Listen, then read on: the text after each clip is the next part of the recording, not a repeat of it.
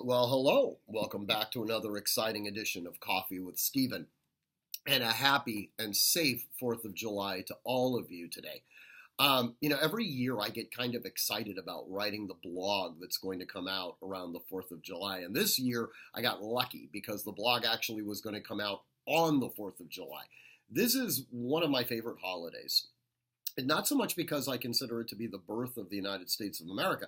Actually, I don't. I think that the birth of the country actually really took place in 1865. There'll be another blog about that later on down the road. Now, the 4th of July is the generally recognized day of the signing of the Declaration of Independence. And I think that this document as a standalone document is extraordinarily important, not just in U.S. history, but in human history, because it sets a philosophical principle that all men are created equal, that we are endowed by our Creator with certain inalienable rights, that amongst these are life, liberty, and the pursuit of happiness.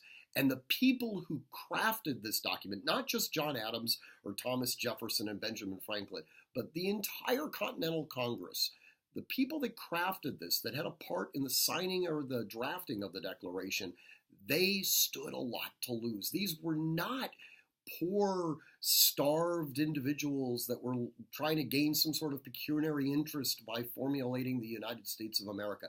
These were people that really stood to lose a lot.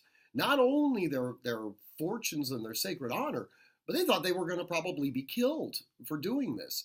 And the gravitas that it took to understand what was at stake, to understand what they were doing, and candidly to provide a framework for future generations to be able to exercise freedom and to resist tyranny is absolutely spectacular. The blog begins with a letter from John Adams to Abigail Adams, and I obviously edited a lot of it out, but at a certain point in the letter, he switches from talking to Abigail Adams and talks directly to us. He refers to us as posterity, to future generations that would take up the mantle of defending freedom. And he essentially says to us, we really put a lot of ourselves at risk.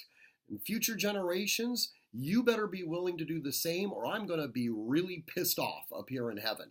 Obviously, I'm paraphrasing a little bit, but that letter really strikes me because it really does talk about the responsibilities that we have as inheritors of this great concept of popular democracy. Anyways, I really encourage you to read the blog this week. I think it's a very special one. I could go on for hours on this video. Sandy, my wife, always tells me that I've got to keep these things at around 3 minutes or people are going to stop watching. So I'm going to kind of wrap this up right now. But guys, as always, I want you to train constantly, train consistently, train with purpose, stay vigilant out there, and be a patriot.